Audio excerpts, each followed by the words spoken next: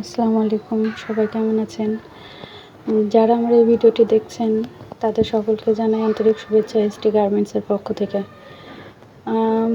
এই ভিডিওটি করার মূলত কারণ হচ্ছে যে আমি আপনাদেরকে দেখাচ্ছি এখানে কি কি মেশিন আছে এবং এই মেশিনগুলোর কি সমস্যা সুবিধা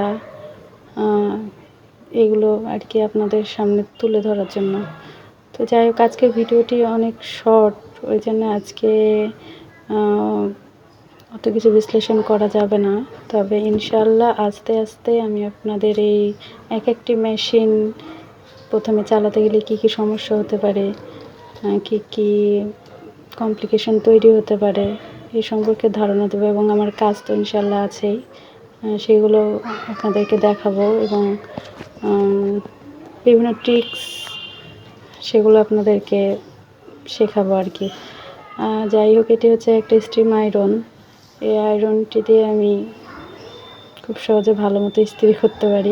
একটি হচ্ছে এমব্রয়ডারি মেশিন, ওইটি হচ্ছে ইন্ডাস্ট্রিয়াল সুইং মেশিন, আর তার পাশেই রাখা আছে হচ্ছে ওভারলক মেশিন। তো যাই হোক, আজকের ভিডিওটা শর্ট।